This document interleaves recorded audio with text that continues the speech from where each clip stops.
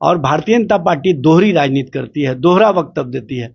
एक तरफ केंद्रीय मंत्री कहते हैं कि कोई ऐसी बात नहीं हुई है, दूसरी तरफ बिहार इकाई के उप मुख्यमंत्री दोनों और जो भाजपा के सारे प्रवक्ता हैं वो खुल करके गड़बड़ियों की बात कर रहे हैं। तो जो 720 में 720 अंक दिए गए उसको एनटीए ने स्वयं माना है कि गड़बड़ियां हुई हैं नंबर देने में। तब जब स्वयं एनटीए मान रहा है तो आपको मानने से इनकार क्यों है? धर्मेंद्र प्रधान जी स्पष्ट कीजिए। पनोरमा ग्रुप, जो सोचता है वो करता है। विपक्ष पार्टी बहुत बड़ा आरोप लगा रही है, कह रही है कि जितने भी आरोपी पकड़े गए हैं सभी एक ही समाज से हैं, यानी कि यादव समाज से ही सभी आरोपी जो है। देखिए, सबसे पहले तो विपक्ष के लोग मुद्दे को कहीं ना कहीं डाइवर्ट करना चाहते हैं। मुद्दा है नीट में गड़बड़ियों का, मुद्दा है एनटीए के द्वारा कहीं ना कहीं इस मामले में जो खेल खेला गया है उस सच और सच्चाई को सामने लाने का। और जो 24 लाख से ऊपर नीट के विद्यार्थी हैं उनको जिस तरह से मानसिक प्रताड़ना दी जा रही है, जिस तरह से वो अवसाद की स्थिति में पहुंच गए हैं, उनके परिवार के लोग कहीं ना कहीं परेशानियां और कठिनाइयां झेल रहे हैं, उससे निजात दिलाने के लिए भारतीय जनता पार्टी या केंद्र सरकार कोई कार्रवाई नहीं कर रही है।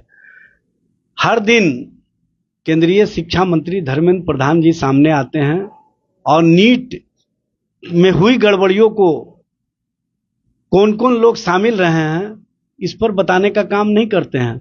वो तो ये मानते हैं कि गड़बड़ियां हुई नहीं है।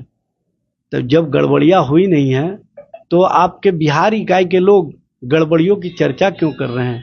ये भारतीय जनता पार्टी के लोग स्पष्ट करें।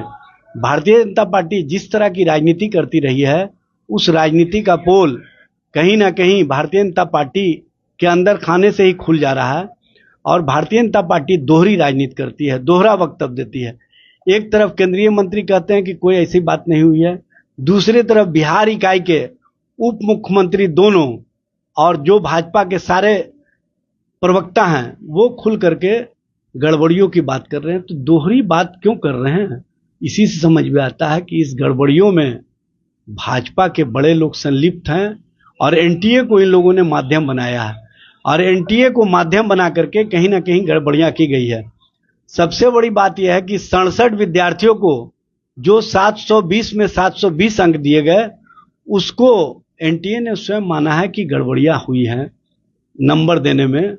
तब जब स्वयं एनटीए मान रहा है तो आपको मानने से इनकार क्यों है? धर्मेंद्र प्रधान जी स्पष्ट कीजिए। ये मामले सर्वोच्च न्यायालय में चल रहे हैं। सर्वोच्च न्यायालय ने स्पष्टता कहा है कि 0.1% भी अगर इसमें गड़बड़ियां पाई गई तो हम उन लोगों को छोड़ेंगे नहीं जो इस परीक्षा का कंडक्ट कराए हैं। तो सब कुछ सामने आ जाएगा। माननीय सर्वोच्च न्यायालय में सारे मामले हैं और 6 जुलाई से पहले इन लोगों को स्थिति स्पष्ट करनी होगी।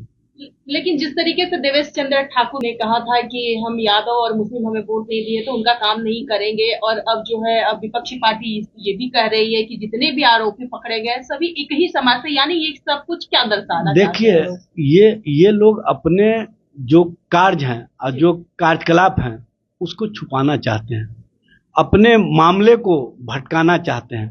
लेकिन ये चाहे जितना भी बात कर लें, चाहे जितना भी दृष्टिकोण अपना लगा लें, लेकिन बिहार और बिहार की जनता समझ रही है कि इन लोगों ने क्या गड़बड़ियां की हैं और देश स्तर पर इस तरह की गड़बड़ियां हुई हैं।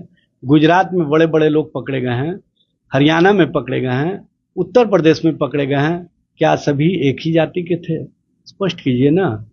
दोहरी राजनीति मत कीजिए, दोहरी सोच लोगों के बीच बताने का काम मत कीजिए।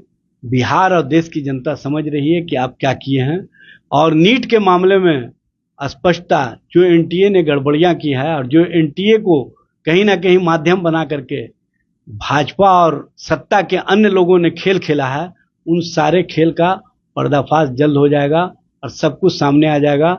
दूध का दूध, पानी का पानी हो जाएगा। अभी खबर निकल के आ रही है कि संजीव मुखिया भी इसमें पकड़े गए और वो भाजपा से ही उनका कुछ ताल्लुक है। देखिए, आपने फोटो देखा होगा डिप्टी सीएम के साथ, किनका था? अमित आनंद नाम का।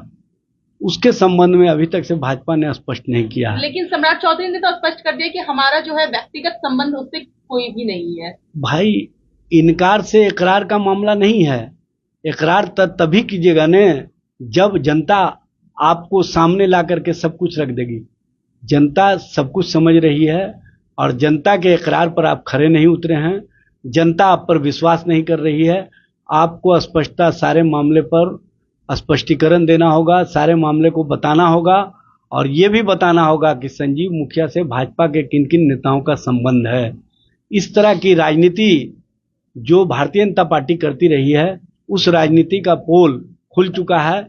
अब जनता को भरमाने का प्रयास नहीं करें, बल्कि जनता से जो अपना कृत्य किए हैं उसके लिए माफी मांगते हुए कहे कि हाँ, इस तरह की गड़बड़ियों में हमारे लोग शामिल थे।